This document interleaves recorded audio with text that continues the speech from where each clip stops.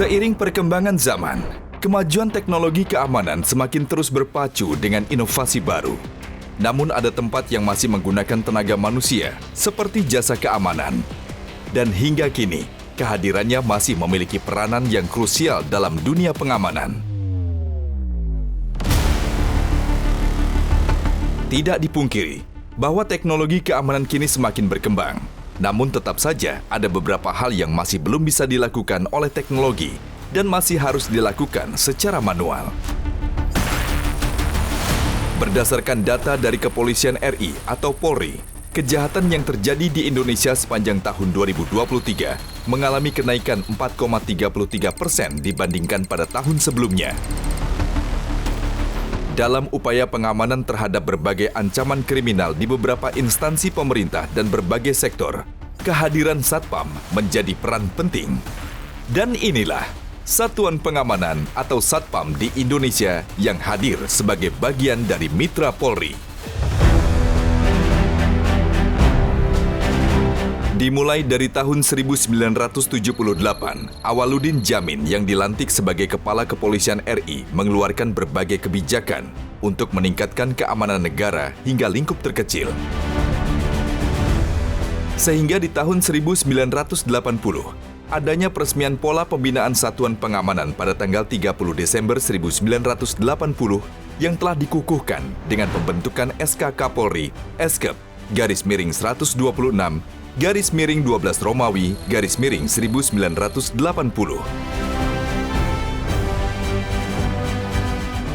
Di hari jadi Satpam yang ke-13 pada tanggal 30 Desember 1993, Kapolri Letjen Polisi Dr. Andus Banur Rusman mengukuhkan Jenderal Purnawirawan Awaludin Djamin sebagai Bapak Satpam Indonesia.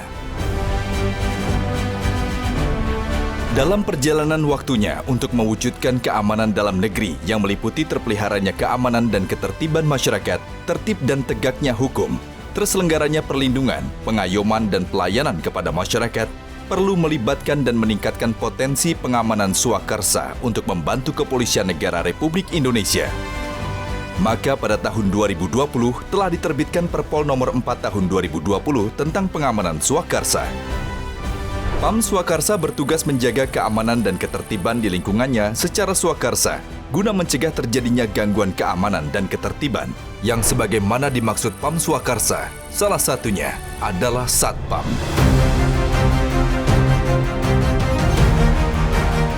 Pasal 1 ayat 4 dalam Perpol nomor 4 tahun 2020 menyebutkan bahwa yang dimaksud dengan anggota Satpam yakni petugas pengamanan swakarsa yang direkrut, dilatih, memiliki kartu tanda anggota, dan status ketenaga kerjaan sesuai dengan ketentuan peraturan perundang-undangan.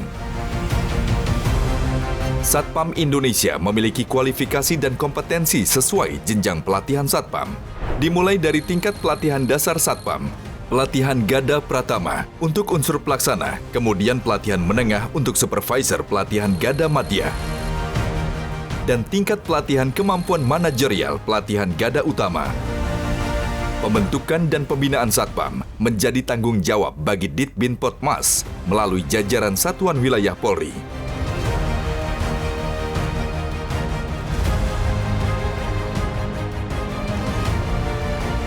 Dalam meningkatkan citra profesi Satpam dibutuhkan standarisasi kinerja, profesionalitas tampilan, hingga kompetensi yang akan berpengaruh pada penempatan dan jenjang karir, sehingga Satpam menjadi sebuah profesi yang mulia.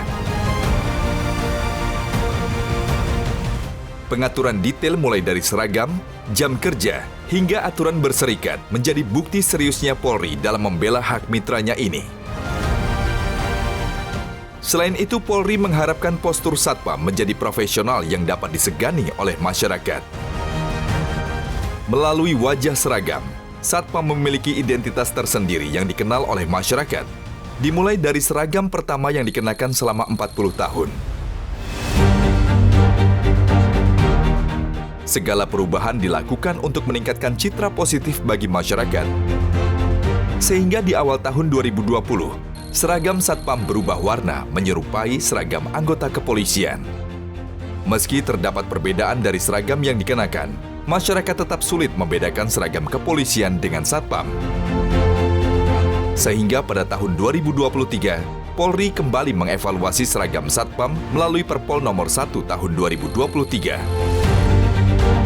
Seragam baru itu diperkenalkan dalam upacara peringatan HUT ke-41 dan melakukan perubahan pada baju seragam Satpam, yaitu pakaian dinas harian atau PDH, pakaian dinas lapangan khusus atau PDL-SUS, pakaian dinas lapangan 1 atau PDL-A1, pakaian sipil harian atau PSH, dan pakaian sipil lengkap atau PSL.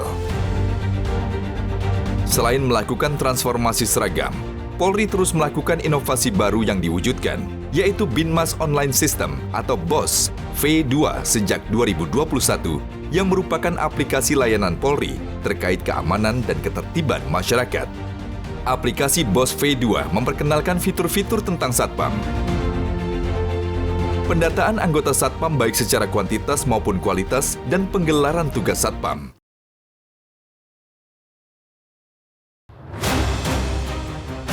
Dalam kehidupan sehari-hari, Satpam dapat ditemukan di berbagai sektor dan masih menjadi garda terdepan dari suatu sistem keamanan yang terintegrasi.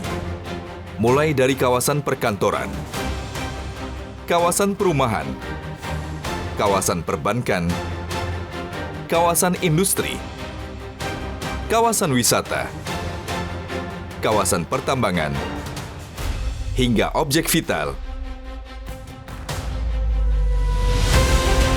Dalam upaya pengamanan terhadap berbagai ancaman kriminal di beberapa instansi pemerintah dan berbagai sektor, peran dan hadirnya Satpam menjadi peran penting yang hadir sebagai mitra dari Polri.